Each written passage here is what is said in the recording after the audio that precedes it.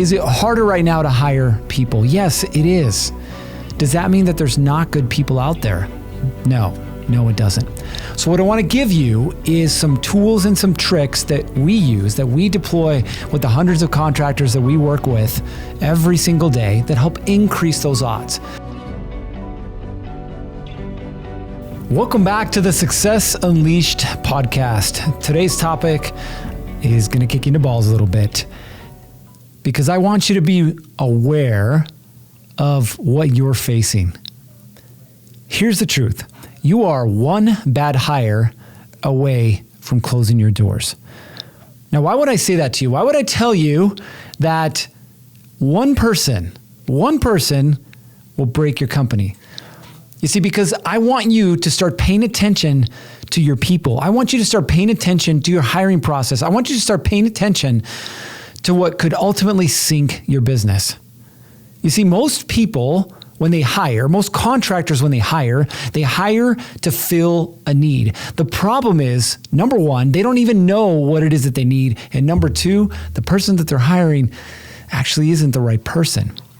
Let me give you some stats to kind of sink this one in. 50%, on average, 50% of hires are a bad hire, which gives you a 50-50 shot. Here's another one. Only 19% of hires last longer than 18 months. Now, I don't know about you, but it takes a while to train somebody up and get them to do the thing that you got them, or the thing that you hired them to do.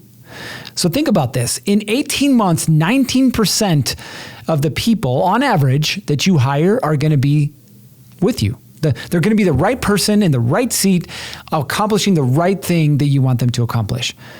Those are horrible statistics, right? That's horrible data. Now, before you turn the open sign to closed and you turn over your keys and you walk back home and say, I quit, I'm done. Let's look at this thing for what it really is. Is it harder right now to hire people? Yes, it is. Does that mean that there's not good people out there? No, it doesn't. So what I want to give you is some tools and some tricks that we use, that we deploy with the hundreds of contractors that we work with every single day that help increase those odds. Now, I will tell you that nothing is perfect. And I will tell you that you're going to fail, and it's part of the process. But as Warren Buffett said, hire slow, fire fast. Now, what is it that we need to do then, or what do we need to put in place to increase those odds? Number one, and the most important thing, you have to get clear on what exactly you're looking for. When I recently hired my events coordinator / client success manager, the first thing that I did, I have this document that I use, but the first thing that I did was fill out this document. What are the roles and responsibilities that I have for this person? What specifically do I want them to do inside of each of those things, right? In other words, the how. What are some performance metrics that I'm going to use that are going to help me determine whether the person's working or not? What about compensation? What does that look like? Beyond just dollars and cents, is there any time off, any bonuses, right? All of those things going to getting clear around the person that I'm going to hire. The second step is where. Where am I going to post for this position? Now listen, if you're looking for a laborer, you're going to have to go to where the laborers hang out, and they're not on Indeed.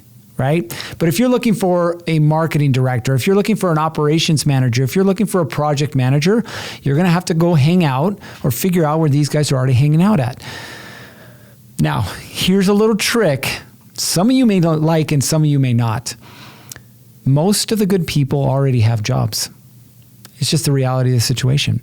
So you have to position what you're offering in such a way that it's going to attract some of these people. Now, before you get all your panties in a wad and you're like, oh, well, it wouldn't be fair of me to hire away from my competitor. Listen, in the big corporate world, there are companies that do one thing and one thing only, and that's called headhunt. Now, what is headhunt? Well, there's a big company, say Facebook, that's looking for a very particular job, an engineer that has XYZ skills. They're going to hire a headhunting company to go find those people and then offer them the job, right? Why should you be any different? Now, before you think that, well, what if they do it to me? Well, they might do it to you. But you have to position your people in such a way that between your culture, your compensation, and what it is that they're doing, i.e. fulfillment, is in such a way that they don't want to go anywhere else, right? So there's a little trick for you. Okay, so we figured out who it is we want to hire. We figured out where it is that we're going to go find them. Now what? Well, most contractors, they'll post on Facebook, hey, I'm looking for a project manager, or I need some laborers, or I need this, or I need that. And they'll get people that'll be interested. And they'll probably bring them in for an interview. Wrong. Don't do that. You're wasting your time, okay? The first thing you got to do is a phone conversation.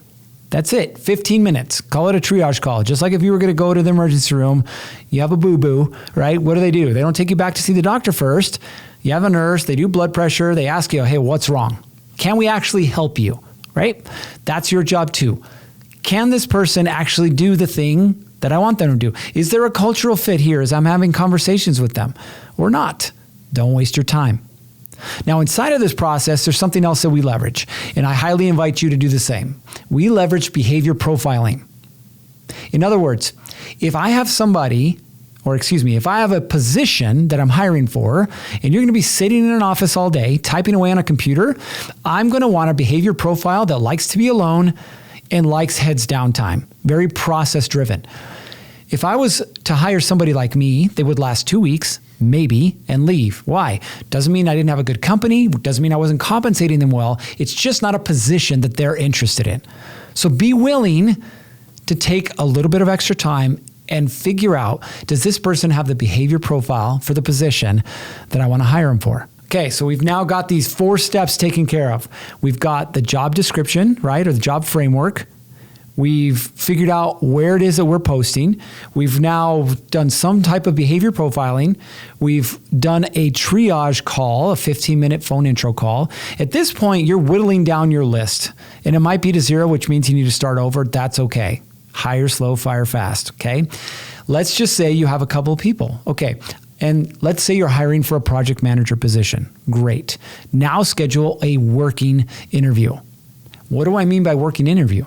Well, if you're a trim carpenter and you're hiring somebody to be a trim carpenter, they should probably have some skills in being a trim carpenter. If you're hiring a project manager and it's for a roofing company, they should understand all the steps that are involved in tearing off a roof, putting a new one on, right? If they don't understand, one of 2 things is happening. They're lying to you about their experience, or they don't have any experience at all. Fair enough? So once you've gotten through that step, now you can determine, are they a fit or not? And if they are, extend an offer. Now inside of that, don't forget this part. Inside of that, you need to have a probationary period, 30, 60, 90 days, whatever it is, where if they're not performing well, you can get rid of them. Well, why do you want to do that? Because you don't want to hold on to somebody who's going to cost you more dollars than it makes sense. You like that one, don't you? Think about it. The right people are the right people from the beginning. They don't become the right people 3, 6, 9, 12 months down the road. So again, if you want to increase the likelihood of you finding the right person and them sticking around, these are the steps that you need to follow. Now, here's my invitation to you. Take a look at your hiring process. I get it. Most of you probably don't have one. It's okay. Most contractors don't. But sketch it out based on these steps I just gave you. Sketch out a very simple hiring process. Put this together, implement it, and you're going to watch the quality of people making it through your hiring process is going to skyrocket. It's going to go through the roof. If you want your business to grow, it's not about hiring people. It's about hiring the right people. All right. You know what time it is. It's time to get after it. 3, 2, 1. Off you go. Thanks for listening to the Success Unleashed podcast. Before we go, show some love for your favorite podcast by liking, subscribing, and leaving us a review. Until we see you again, it's time to get after it. 3, 2, 1, off you go.